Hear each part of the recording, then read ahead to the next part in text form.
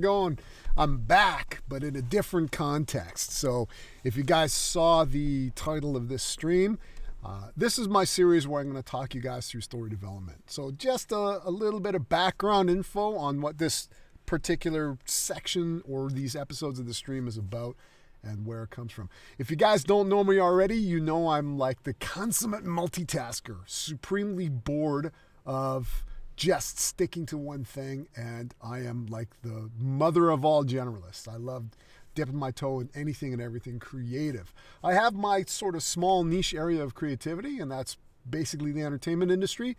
So everything from concept art to script writing to writing orchestral scores for films to creating CG assets to implementing it in a real-time game context, that sort of thing. So I'm going to walk you through my wide gamut of interests, and hopefully you guys won't be bored to tears.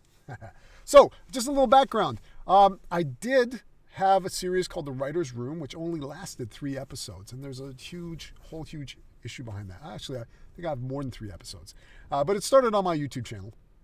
And it started with a sort of extracurricular group that I formed at the university that I was teaching at. The whole ethos of the writer's room was to try to replicate a writer's room as close as possible with feedback from a few of my mates who are in the industry who have either been part of a writer's room for episodic television or have been a showrunner. So it's just sort of their guidance. Yeah, for those of you out there who know me, you know that I don't really like waiting around for experiences. If there's something I want to do or something I want to experience, I'll just dive in and go for it quite blindly. So that's the whole ethos behind it. Now, I do understand that every single writer's room is different. They're all run very, very differently. And it really kind of depends on the showrunner how they want to organize the creative team. So this is just sort of my take on it. But let's get off that, because I'm not trying to replicate the writer's room. I'm trying to go through a story development process, right? So I'm going to take you on a journey through that. Now, there are 2 approaches that I'm going to take in terms of story development, and they were both defined. They were defined by Stephen King and by Adam Skelter, but the concept has been around for a long time. So Adam Skelter, in a series of videos called The Art of Story, identifies 2 approaches to telling story. 1, the assassin. 2, the berserker. And I love it. Those are the terms I love, and I will be constantly referring to that as either you're an assassin or a berserker, right? Novelists call it a planner and a pantser, which is just pants, that description. Now, we'll go with assassin and berserker. So what is the difference between the 2? Okay. Now, there are many, many approaches to storytelling. I'm going to say that straight off the bat. Storytelling is not a linear path, no matter what anybody tells you, right?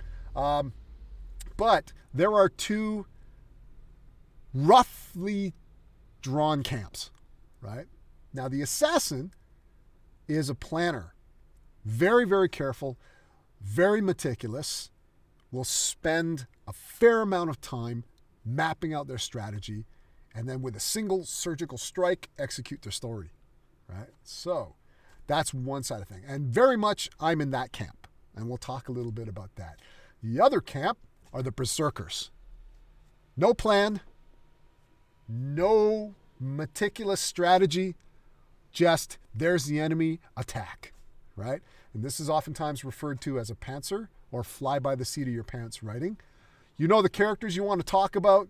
You sort of know what kind of trouble they're going to get into, and you just start writing. Damn, the torpedoes full speed ahead, right? So you just go, okay, page 1, this is where they are. And then you go forward, right? So, as with every kind of creative endeavor that I've ever encountered, the best methodology usually is an amalgamation of a variety of different techniques. There's no one tried or true methodology. The best way I can describe it is by comparing it to animation. And we might as well talk a little bit about that, because I know I got a couple of animators out there, right? In animation, you have 2 different approaches. You have pose-to-pose animation and straight ahead. Very, very same concept, very, very similar in concept, right? So the pose-to-pose animator goes, in this particular scene, we've got this pose at the beginning, this pose about halfway through, and this pose at the end, and I'm going to animate, and I'm going to connect up those poses. The straight-ahead animator goes, I don't know where I'm going to end up. My character's in that pose. Now go. He starts to move, or she starts to move. And then just figures out the performance along the way inside the animation, right? And again, I'm very much a pose-to-pose animator, but when I'm animating, I might have a couple of poses, but not know what the last pose is. So I'll start animating. Then I might straight ahead for a bit. Then I might go, okay, I'm losing track of it. So I'll stick a pose in here and then animate to that pose and figure out a couple of other poses. I might get a brain flash of a really cool pose. And then I'll in between to that pose and go, no, that really cool pose doesn't really work here. I'll get rid of that and I'll straight ahead again. So it's a really kind of messy process. When you get more experienced at doing it, what starts to appear or evolve are these distinctive phases, but those phases are yours. They're defined by you throughout years and years of developing your own creative process, right? So that's the one reason why there can't be a set process defined for you that will work in 100% of all cases. You have to find that within yourself. Having said that, I'm a firm believer in understanding a distinctive process before you arrive at your own interpretation of it. It's that whole stupid saying, you got to know the rules before you can break them. But think about it this way. Here's another metaphor. We did the animation metaphor. Let's do a martial arts metaphor. What the hell, right? So it's like this. In my time as a martial artist, I've met many martial artists who said, oh yeah, I just created my own martial art. Guess what? It sucked. Wasn't very good, right? None of the people I met who invented their own martial art was any good, right? Because they didn't have a basis. Whereas those who have studied rigidly the forms that are necessary for Muay Thai, Taekwondo, Greco-Roman wrestling, what have you, right? They had the building blocks within which they could interpret and create their own martial art, not from scratch, but from that firm foundation of sort of the classical structure of learning martial arts. Last metaphor, music, right? So a lot of jazz musicians have this wonderful ability to freeform music and create it on the fly, but they have the grounding in understanding musical concepts, theory, and principles first, right? So this is where we're coming at, right? So in that regard, I will talk a little bit about technique and a little bit about the tools that I kind of adopt in my own process. But this particular stream, for this story, I'm going to take you on a journey with my experiment. And my experiment is to do the Berserker style writing because I've never done it before. And I'll tell you the reason why I decided to give it a go. Many different reasons. Number one, you guys who follow my stream know I have this one saying, right? I never judge a process, an application, a pipeline, or a workflow until I've driven an asset the size of a Mack truck through it first, right? It's the only, nuke the site from orbit. It's the only way to be sure. So is the Berserker methodology a good way of approaching story? I don't know. I'm going to throw a project at it and see if it works for me, right? It's the one wonderful thing about being an artist is that experimentation is always sort of open and free. Another reason is because I've gotten to know somebody named Helen Black on a Facebook writing group. And she's a famous British novelist, and she's just recently sold quite a few shows to different prodcos or production companies here in the UK. And she is very much a Berserker writer.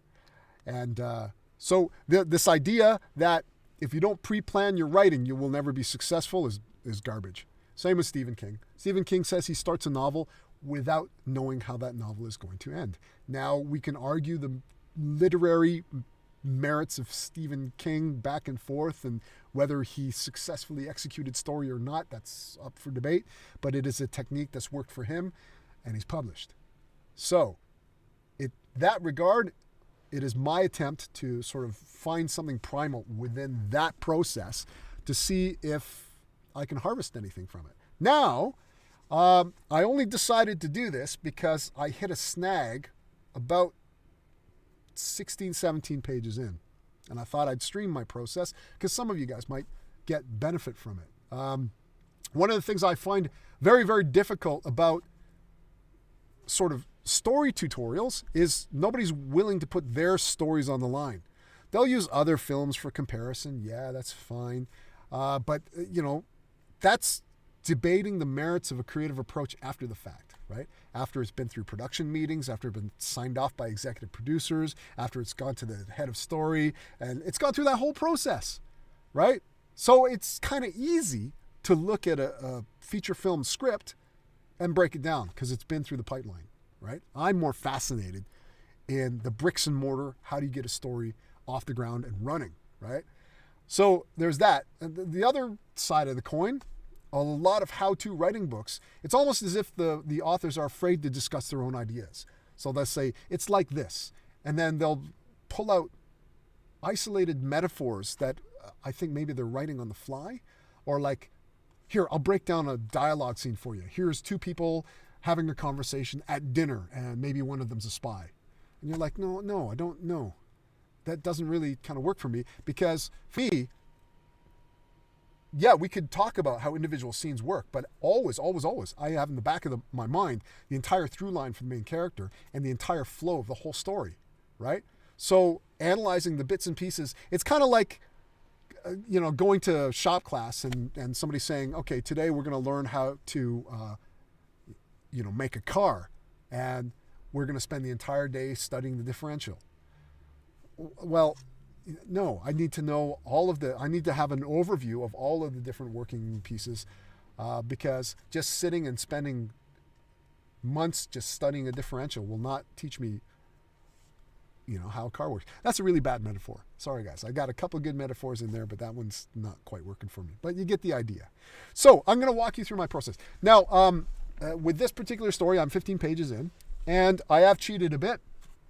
I have to tell you, because I am very much a planner. I'm very much an assassin. I love mapping out my story, but I thought I'd run you through that anyway. I'll run you through my complete process. It may not agree with some of you. It might rub some of you the wrong way. That's okay.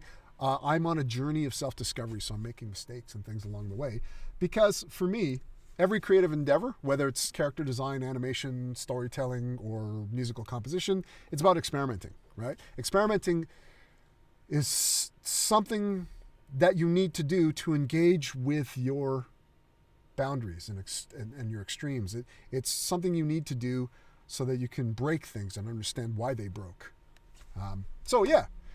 So I'm going to start off by talking about Keep Me Alive. Keep Me Alive was a feature film idea based on just this one image, right?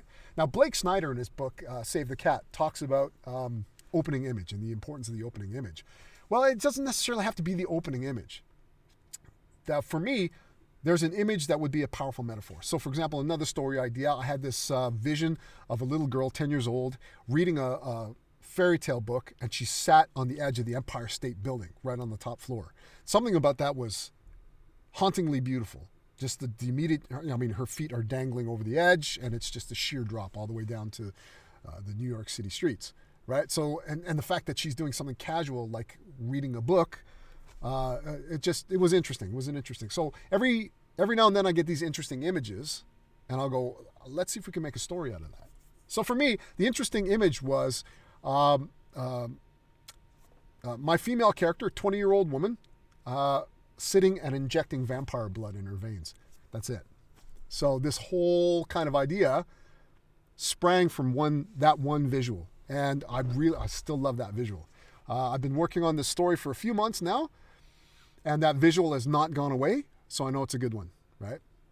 So Keep Me Alive is sort of a buddy picture. I very, very closely modeled after Robert De Niro's Midnight Run. I don't know if you guys know that movie, but in Midnight Run, Robert De Niro plays is he a bounty hunter or an ex-cop? I can't remember. And he's got to escort Charles Grodin, who's this lawyer who's a key witness against the mob boss. And they hate each other. They can't stand each other. They rub each other the wrong way, but they're forced to travel together.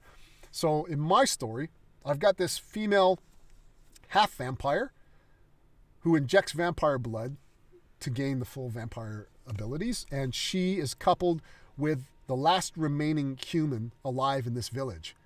So hence the last blood supply. A guy named Kevin Michael John, who's just a complete asshole. And it's about the two of them traveling together and this young woman has to deliver the last human to the queen vampire. That's kind of, it's very, very loosely based. The other thing too, I might add, guys, is that I don't generally write highbrow stuff. I am very much at the comic book level, but I have to remind you as well that comic book movies are awesome.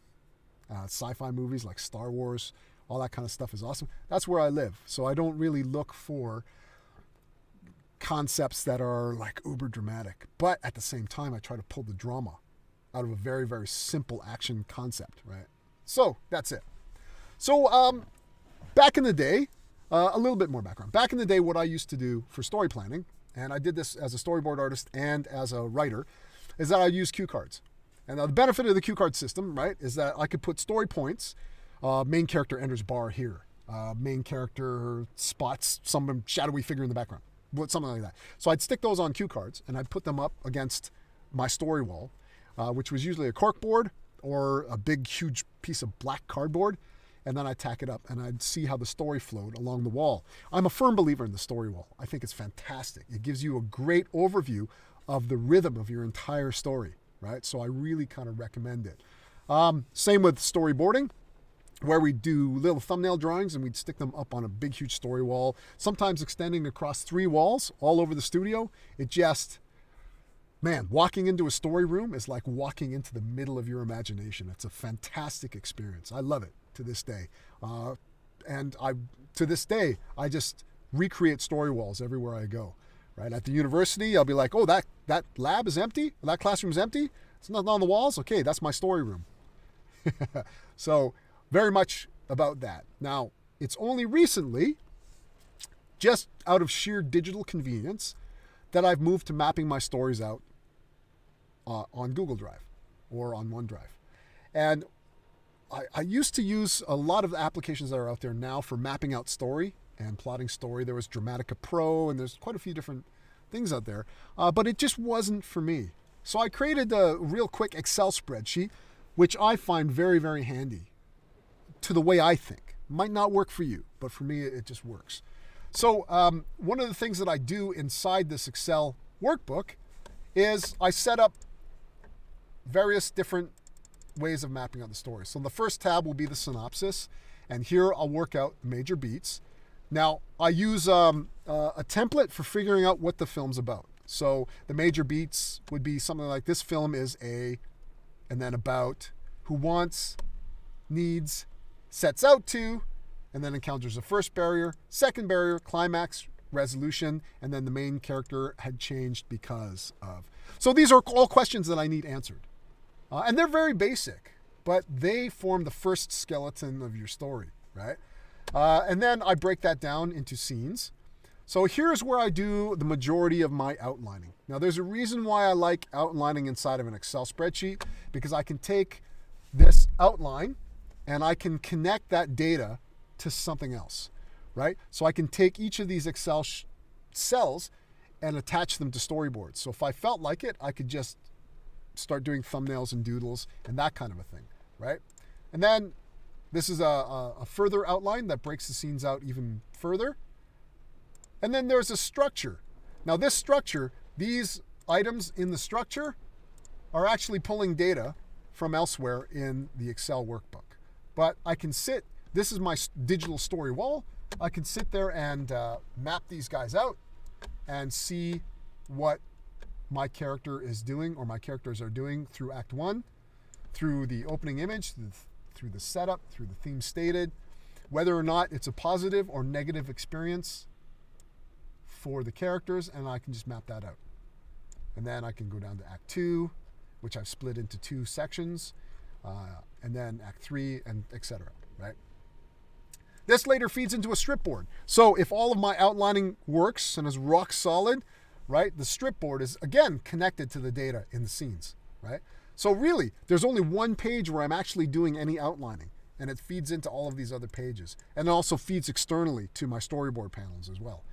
So for me, it's just a really, really handy way of working. Now, having said that, I only did a cursory pass on this for Keep Me Alive, and then I flipped over to just going straight to pages, right? So I don't even know if I've completely filled this out. but let's have a look. So you can see in my main synopsis, I've got that major beats things, but I got a column that extends out to the right. That's just for planning, but I'm finding it sort of redundant because I do the same thing down here, right? And I'll talk about that in a sec. This idea of conscious desire, overall objective, unconscious drive, the Achilles heel or the core wound, all this stuff. So I found it was more useful to have it down here, but I left the columns going across the right here, right? So, Keep Me Alive. It's a film. This film is an action horror about two friends, Celeste Nwadique, a 20-year-old vampire or half vampire, and Kevin Michael John, the last remaining human being in a post-apocalyptic village. It was originally going to be the world, but that was way too big. So this village that's been taken over by vampires, ruled by bloodsuckers. She's constantly annoyed and frustrated, and he's a total dick. So it's about her she wants to keep him alive because he's the last living link she has to finding a cure. He's also the son of the head vampire, and she wants to kill Kevin in front of him. This was back when I made the head vampire male. But I thought it'd be interesting to make all of the main vampires female. I just wanted to play with that dynamic because you've always got this sensual male vampire character subjugating females. And I just thought, what would happen if we turn that on its head? Let's find out, right? So, but Kevin has a rare blood disease. Now, I'll put these notes in, like belief in the lie.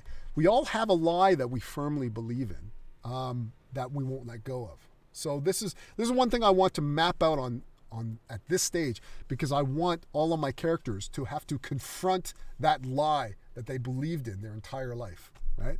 So she holds on to the idea of coming back, to be human again, but there's no coming back. Sometimes humanity is in accepting our loss and suffering.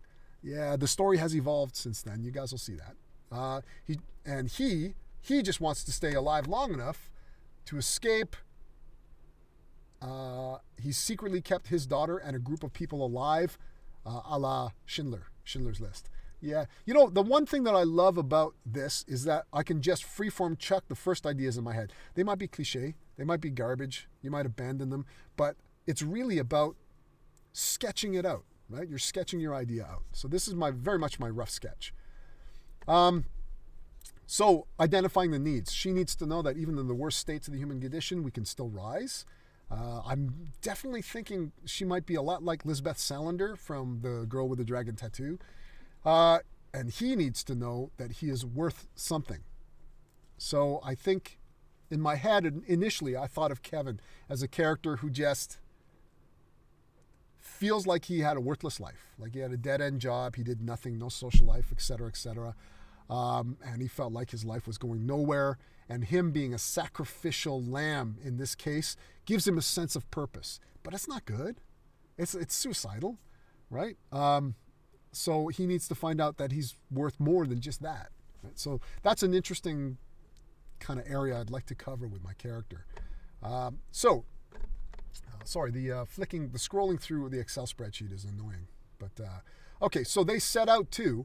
Celeste must deliver Kevin to the head vampire as the last living blood supply, right? The vampire hunters, in a last-ditch doomsday maneuver, destroyed their blood bank. That's backstory stuff. It's way too comic book. Okay, so reveal number 1, Kevin is the head son. That's kind of interesting, maybe. Reveal number 2, his blood disease holds the secret to a cure. I later decided to play with the idea that nobody knows he has a blood disease, and that blood disease kills vampires. So he's sort of, I guess he's sort of sacrificing himself as a last-ditch doomsday device in the hopes that it'll take out all the vampires. Some humans turn slower than others. I just wanted to play with that. They had a marginal immune system. Nature finds a way to fight back, is what I'm saying there. Kevin sets out to draw the vampires as far away from his daughter as he can, maybe. I don't know about the father-daughter thing. It's a bit cliche, but, cliches are okay. It's in the details that you work out the originality. External barriers, there's a rebel faction. So I want to put, I want to try and mess with the Game of Thrones type of thing, except at a simpler level, because, I'm not well versed enough to create that kind of socio-political dynamic yet, right? So I want to practice with just some factions, right? So there's 3 factions struggling for, quote, power in this one village. And so we've got this rebel faction hell-bent on supplanting the head. They're also driven by lust with no eye towards consequences, right? There's a guarded medical facility with antibiotics. Celeste has a limited flask of blood. The less blood a vampire drinks, the more consumed by bloodlust. Oh, these are just notes that I wanted to kind of keep in mind as I was chasing down the story. Setting up the rules is quite interesting. I did a lot of research on vampires, but I also want to take that step of adding my own interpretation to the lore without straying too far from canon, right? So there's a certain amount of stuff that I want to play with. And they're generally driven by questions that I've never had answered. So, for example, we've seen child vampires and adult vampires. They all seem to have equivalent strength. Hey, we got a story person. How's it going? Mezzo9. Nice. Sweet. Thanks for popping in. Yeah, I'm just chatting about how I deal with adding to a canon. So generally it's questions that I ask myself where I don't necessarily know the answers to them, right? And I've never been satisfied by answers provided by anything out there in the canon. So different ages of vampires, would they not have different abilities or different strength levels, right? So that's Onion beat me here. Onion goes around the tag. I'm just going to pull my, I don't know what's going on there. But yeah, I guess so. Come on in. Yeah, and there are a couple of other interesting vampire-esque type things that I'd like to play with. So the idea eventually evolved that my character Celeste is actually human. And when she injects herself with vampire blood, she's temporarily charged with vampire powers. It's doing some kind of lasting damage to her, though. I don't know what yet. And she's made the conscious choice of injecting herself with the blood because she doesn't want to be in anyone's thrall. And none of the other vampires know this. So they just think she's a half vampire, just like one of them. So that's sort of the kind of the idea, right? Oh, thanks for the follow. Nice. Very cool. Thank you. Okay, so the story world note, the Tainted. Vampire hunters taint human blood, turning vampires who drink it into zombies. Nah, I saw that in Daybreakers, and I wasn't really hugely a fan of that. I jotted that down. This process is very important, that you jot down everything that you think of, and then you can sit back and you can adjudicate it from a distance and go, I don't know if I like that or not. I'll put side effect, no tainted, lives past puberty. Yeah, I don't know. I'm starting to think about, I understand the vampire lore, but I want to think about vampire biology and how does that work? Because there might be some new things that I can add to the discussion there. There was some discussions about vampire senility as well. So does age really, really affect a vampire? I'm not talking about, vampires are immortal, but if they, do they stay the same biological condition for thousands of years? Or is there some kind of degradation that happens, albeit very, very slowly over the course of time? So that'll be interesting to me. The other thing that I was curious about is, what if a vampire bites somebody with a terminal illness? Does that suddenly negate the terminal illness? Do they suddenly become, they're immortal now? So does that cure them? Now that is a very important question, because I needed to figure out the motivation for my main character.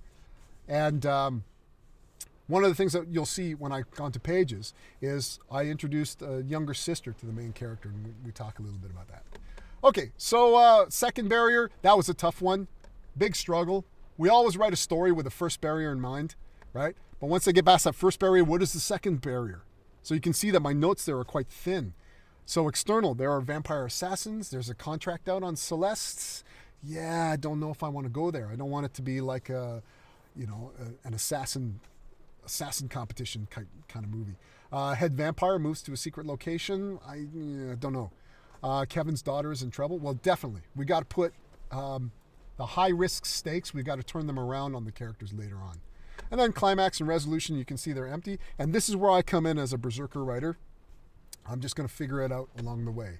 I won't get into these ones because these are leftovers from another story. So generally what I do when I map out the story, I take this Excel spreadsheet and I just duplicate it and I write over top of it with my new story. Why I don't have a Berserker Writer. Yeah, I talked about that earlier in the Twitch stream, right? So there are many different approaches to writing, and there are two distinct camps that I've seen emerge over time. And there's a guy named Adam Skelter who's got an amazing series called Art of Story, and he loosely defines two main camps of writing, one called the assassin and one called the berserker.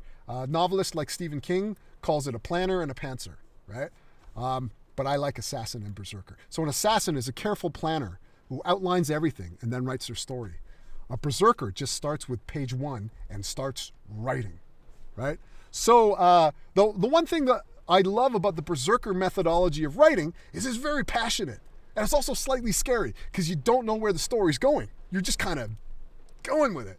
But I think that my stories are much more thoughtful when I choose a careful planning. Planning versus discovery method. Although I've never seen that defined anywhere. But yeah, I think that's what I'm driving at. Now, I've always been a consummate planner. That's the one thing, right? So I've always outlined and done my beat sheets and things like that. So what I'm showing is the one process or the one spreadsheet that I use that helps me through that process. Now, again, it's an Excel spreadsheet, so it's kind of like everything that implies. But I found it really, really kind of helpful for me. I think maybe it has a lot to do with having worked in the games industry for X number of years, right? Everything's done in Excel spreadsheets in the games industry. So I think I've adopted that sort of workflow, and it's sort of helped me in terms of my development process. Okay, that was a huge preamble. Let me dive right into Pages and talk to you about what I use and why, right? So I've used a number of different writing utilities in my time. When it comes to screenplay writing, Writer's Duet is it, right? Most people call it pantsing. I talk about that, pantsing. I like Discover Method because it sounds less derogatory, but Berserker is fun. Yeah, I'm a big fan of Assassin and Berserker because I'm childish in that way. So that's generally how I refer to it. But yeah, the Discovery Method. Yeah, there's something about it. It's a wonderful organic process. And now, one of the reasons why I wanted to sort of discuss this is that it seems polarizing out there. And I keep thinking, why? Why? Like, why does it have to be planning versus the discovery method? Why does it have to be assassin versus berserker? And earlier on in the stream, I talk about animators using pose-to-pose and straight-ahead animation. Well, really, it's not a versus thing. You actually end up using both quite liberally in that creative process. And I suspect that in the writing process, it's very similar. I don't know. I can't really see somebody being exclusively one or the other. But, you know, it seems a very, very divisive topic, and I don't think it should be. So I'll talk a little bit about Writer's Duet. Why did I finally land on Writer's Duet? First of all, they don't pay me. I'm not sponsored by them. I'm just a huge fan, right? So the reason why I like them, as opposed to Final Draft or Celtex or any other ones, is number one, you can spit everything out in Final Draft format, so that's not an issue. Number two, I can access Writer Duet on my iPhone, on my iPad, on my PC, on my streaming PC here, anywhere, and in real time pick up where I left off. That is hugely, hugely important to me. So the first serious feature film script that I wrote, and I mean serious, as in it went to production, it was bid on, and it was presented to a production company in Malaysia and then a production company here in Wales. So it made the rounds. It was a serious script. And I wrote that entirely on my iPhone. And I never would have had that opportunity because my days are so busy and so overscheduled. I never would have had the freedom or the ability or the time unless I could access it on multiple devices. So to give you an idea, I would sort of arrive at work, and if I had to wait or something, I'd be writing on my iPhone, and then I'd have a meeting, and then I'd come out and maybe sit at my desk, and I'd fire it up and pick up where I left off, and then I'd go to, that kind of thing, that sort of freedom. When I'd come home, if I was sort of putting the kids to bed, obviously I'd read them a story, tuck them into bed, cuddle with them, and we'd talk about the Avengers and all that kind of stuff. And as they were drifting off, boom, the phone would come out, and I'd continue writing on the iPhone. So fantastic. In addition to that, Writer Duet has the cue carding system down the side, and it's just really, really fully featured, right? So I highly, highly recommend it, right? So let me pop over to Open, and we'll access Keep Me Alive. Now, one of the things that I used to be quite proud of was the speed at which I could write a screenplay. And I've since been convinced by a lot of professionals out there, guys that I respect, that that's not essential. What's essential is creating a very, very tight storytelling experience, right? Okay, so let's get into this vampire story, right? So I'm just gonna, I wonder if there's a full screen view, page zoom. Can we go 150? Yeah, there we go. Okay, so this isn't too long. We go up to, I think, 15 pages, something like that. Right, so Act 1. Interior, toilet stall, night. Single porcelain throne in a confined shoulders-wide stall. Crude Sharpie drawings tattoo the walls, and a strange mustard-colored slop drips from the ceiling. This isn't the worst toilet in Britain, but you are far from the Ritz. Somewhere in the background, muffled ska drones on. Door slams open. A woman's body slams into the toilet. Porcelain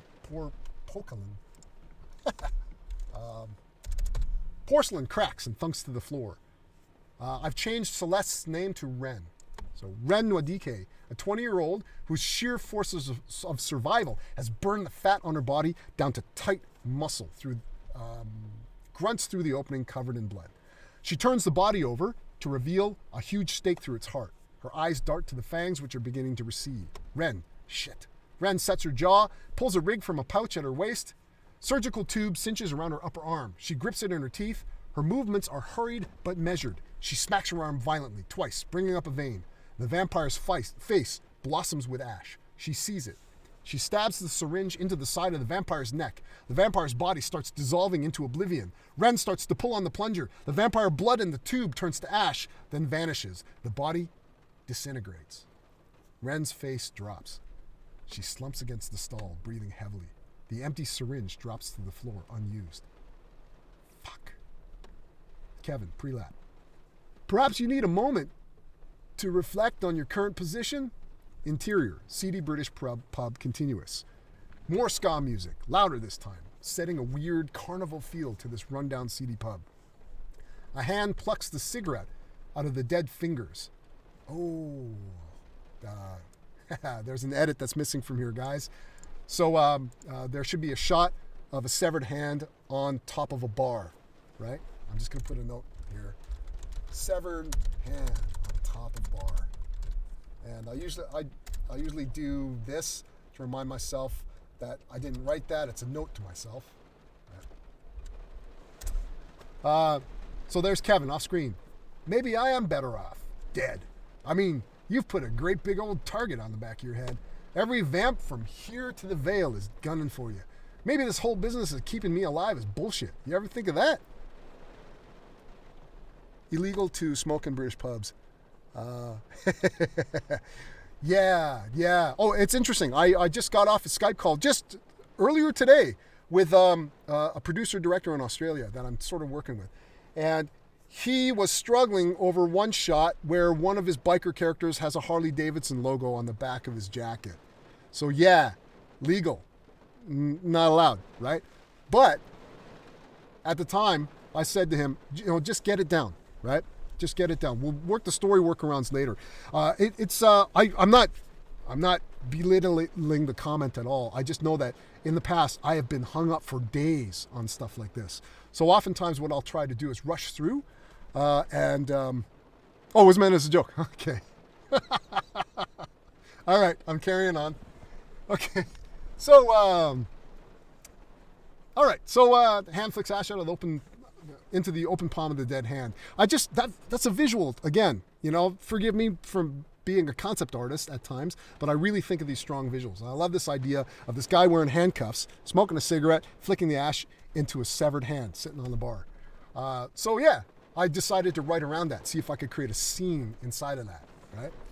The other cuff is securely fixed to a tap of Carling, so he's cuffed to the bar. Kevin, off screen. I mean, what is it? Is it about the money?